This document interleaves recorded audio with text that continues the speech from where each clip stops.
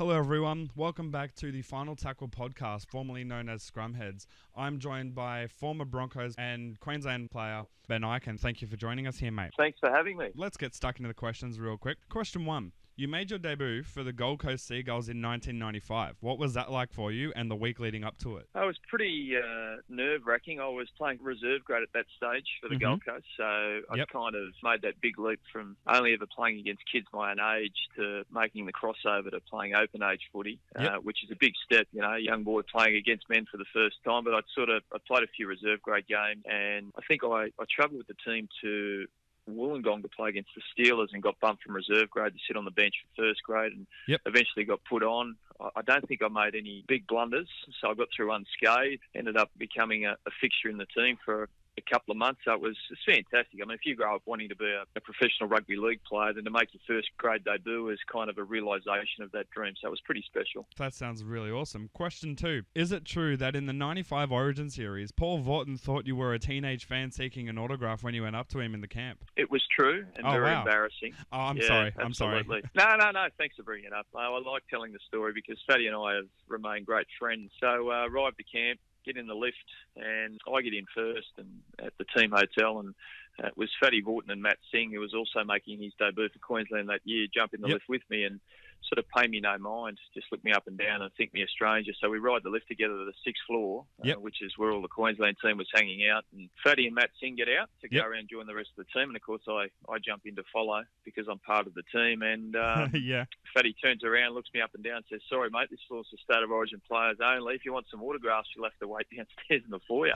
Oh, wow. I said, "No, mate." I said, "Mate, I'm in your team. My name's Ben Ikin." He said, "Well, you better come in then." And as fate would have it, not only did we join forces as a side, we went on to win that series 3-0. So it was good times. Question 3. Your career was probably cut shorter than you probably would have wished due to injuries. Looking back, do you have any regrets? No, I don't actually. Okay. No, I made plenty of mistakes, but life's pretty good for me these days.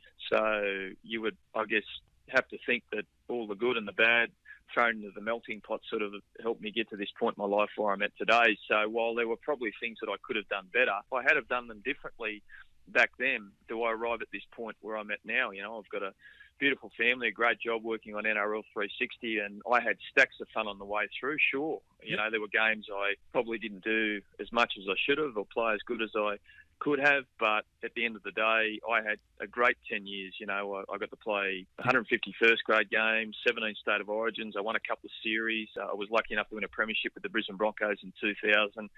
So I was very, very fortunate. To look back on that and think of all the great things that I got out of rugby league, I'd have to say that if there are any regrets, you know, they're way in the back of my mind. That's fair enough.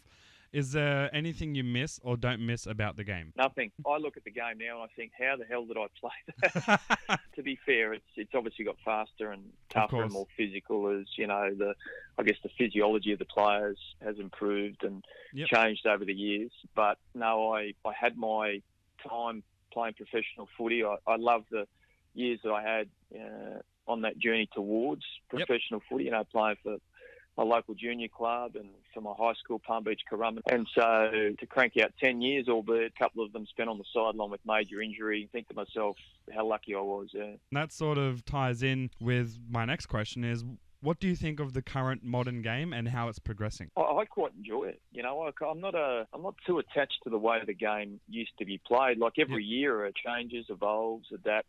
New rules get brought in, old ones get taken out, vice versa. Well, that's right. And I think in our game we've got a bad habit of taking the worst of today and comparing it to the best of, say, 20 or 30 years ago. And everybody, there are things about the way the game used to be that, sure, people miss. I think the game is as good as it's ever been. But what I do know is the game has got itself to a point where it's a very well-paid profession, which means it attracts a lot of athletes from a junior level striving to one day play professional rugby league. In order for a sport to move forward, there needs to be changes made. Last question. I've spoken with Jamie Soward and I've also spoken with Dennon Kemp, both former players at different clubs being coached under Wayne Bennett. And there's one thing that I've been told, and it's the Wayne Bennett effect. You, having personally been coached under Wayne Bennett, do you believe that that is a very real thing that potentially doesn't exist at other clubs, such as the other clubs that you played at? Look, Wayne's a great coach. No two ways about it. That may be the greatest coach of all time, but he's got his way. Just like Craig Bellamy has his methods. Trent Robinson is a great young coach that's had much success since he's come in. I think it's sort of a couple of premierships. And I mean, there's also a Trent Robinson effect. There's a Craig Bellamy effect. You push down to the players. There's a Cameron Smith effect, a Jonathan Thurston effect. True. There was a Wally Lewis effect. I think the great ones in any sport or even outside of sport in any industry certainly have their own unique methods that set them apart. And Wayne's, how long has he been coaching now for? I think it's sort of in excess of... Since at least 88.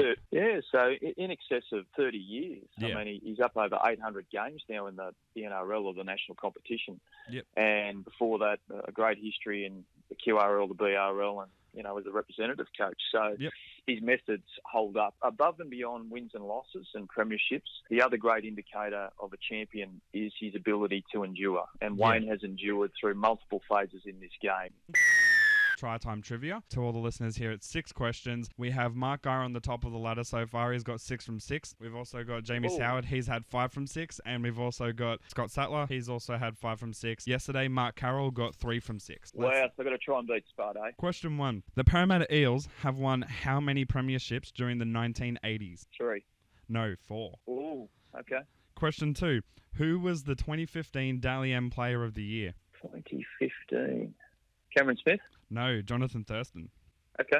Who was the captain of the 2011 Australian squad for the Rugby League 4 Nations? Darren Lockyer? Yes. Who was the 2013 Dally M Best Fullback of the Year? 2013, Anthony Minichiello?